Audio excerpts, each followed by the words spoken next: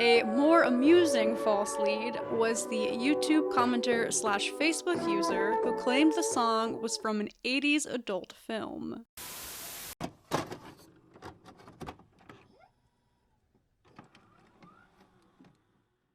This video is sponsored by Squarespace.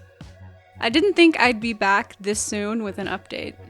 In 2021, a man who went by the name of Carl92 inquired about an unknown song. But Carl had a secret. He knew the origin.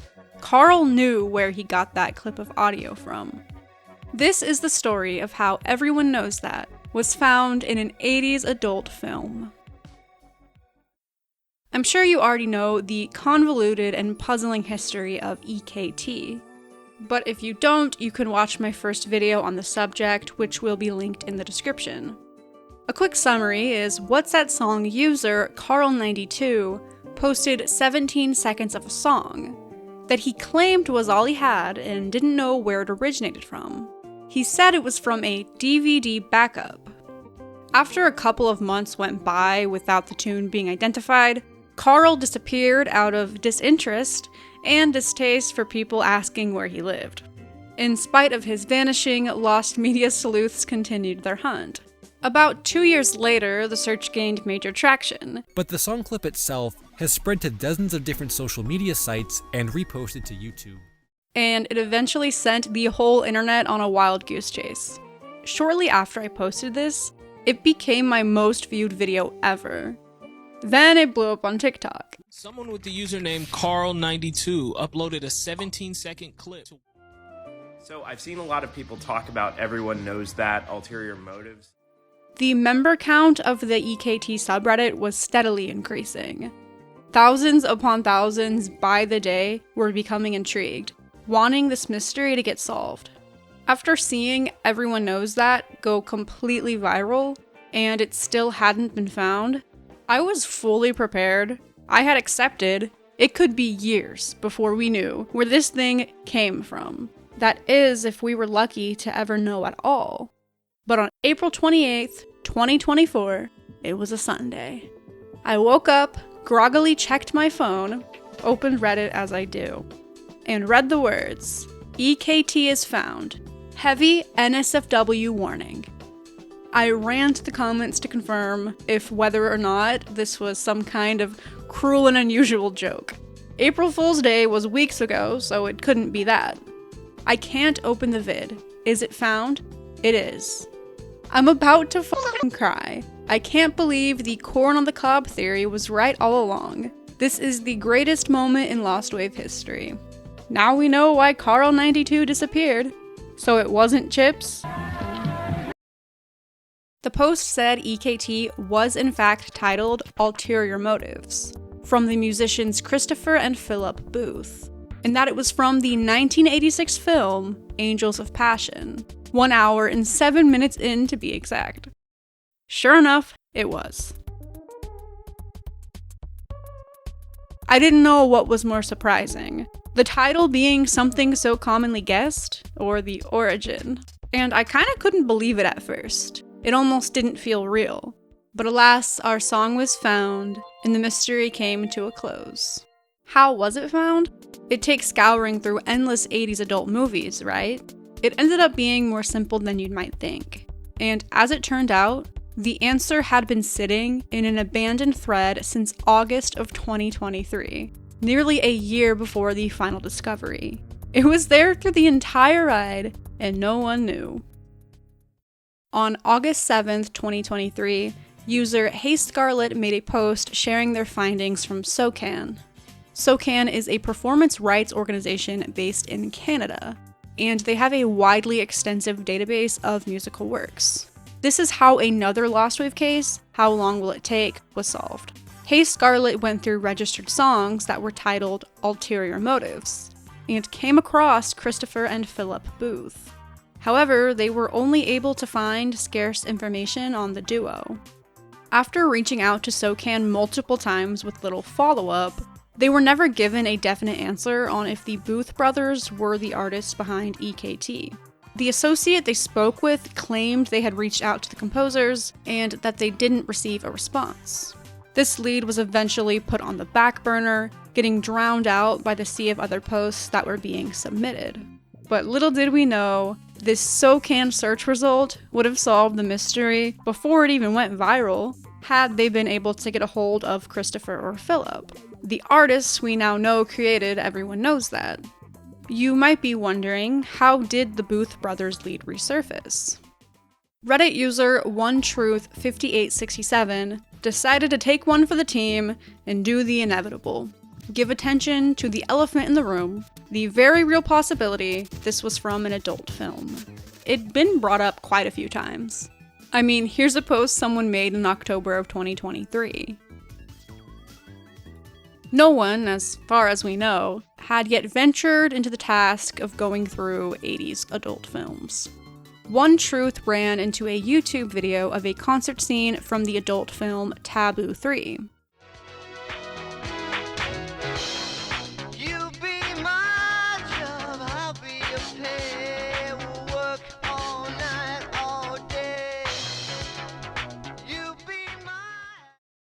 It said the song was by Chris and Phil Booth. There's a Chris and Phil Booth that also made a song titled Ulterior Motives.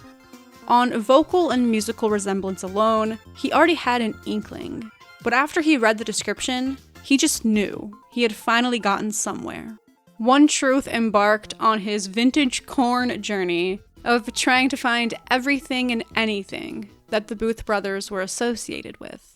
It took him 12 hours of skimming through films until he at last shared the lead with another search member and asked for assistance. The person who accompanied him in the daunting task went by username South Pole Ball. He DM'd him with, "Hello, OneTruther, what this movie dealio?" at 7:49 in the morning. 2 hours and 13 minutes later, their collaborative efforts were what put this nearly 3-year-long mystery to rest.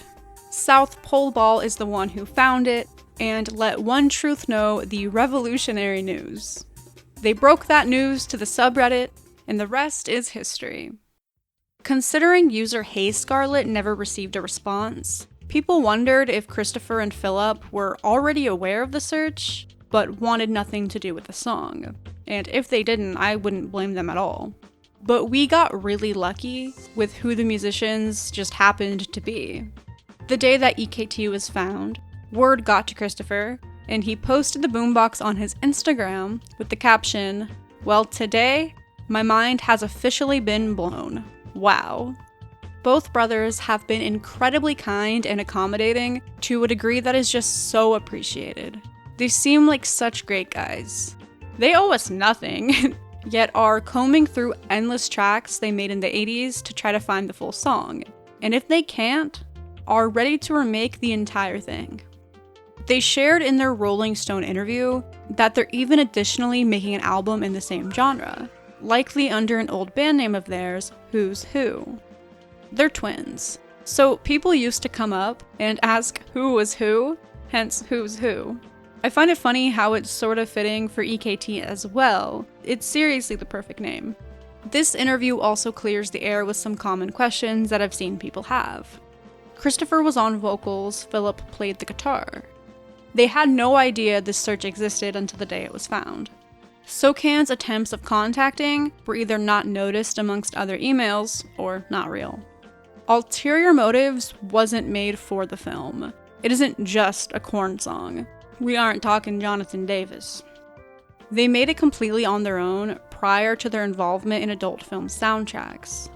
The story is, they were in their early 20s, needed money, and gave the producers the song to use in the background. The lyrics are about a girl who cheated, and the most groundbreaking aspect of all is it isn't everyone knows that. It's everyone knows it. That's gonna be too hard to shake. It's still EKT in my heart. Philip thinks we owe a really big thank you to Carl92, and I agree. Let's not be too hard on the poor guy with all the jokes. He's probably dying of embarrassment. The audio frequencies were like exact to some torrent of the film online, and I assume he heard the song while watching the video thought it was catchy, and wanted to know if it was a song outside of the movie. His vague details and just everything makes complete sense when you know where he got it from. First of all, he knew it was mid-80s. His clip was only 17 seconds because every other second has certain sounds. And he tried to deter everyone from the fact he was from Spain because he knew this didn't come from Spain. And I remembered how a while ago, What's That Song emailed him about it. Imagine Carl receiving this email, knowing damn well where he got it from. Of course he wouldn't want to respond. But if he hadn't been embarrassed to admit the source, this community of those searching for it would have never existed, or to the extent of it. Christopher and Philip likely wouldn't have received the well-deserved attention and praise. I wouldn't have made my most successful video. And just so much more. The butterfly effect is real, even when it comes to a couple of dudes letting adult film producers use their song in a movie, and a guy named Carl not wanting to admit what he was watching 35 years later. I think the story is just hilarious, and funnily enough, heartfelt and wholesome in its own way.